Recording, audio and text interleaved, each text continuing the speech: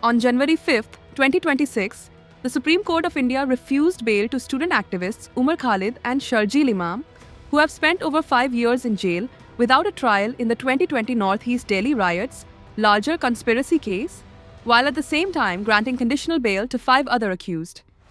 Gulfisha Fatima, Miran Haider, Shifaur Rahman, Mohammad Salim Khan, and Shadab Ahmed in a sharply divided judgment that reflects how the judiciary is distinguishing varying degrees of alleged culpability in this contentious matter.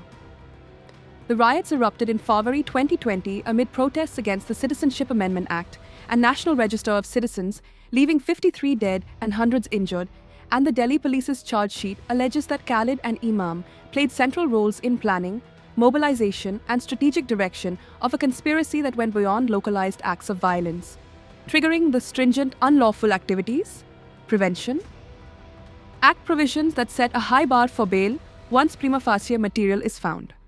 The Supreme Court bench of Justices Arvind Kumar and N.V. Anjaria held that, taking the prosecution material at face value for bail purposes, the allegations against Khalid and Imam met the statutory threshold under Section 43(d)(5) of UAPA. Consequently, their continued detention does not cross the threshold of constitutional impermissibility, even after years of incarceration.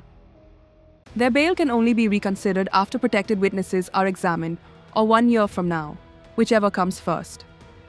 In contrast, the court found the evidence against the 5 others indicated subsidiary roles, which did not justify continued incarceration, and released them with strict conditions.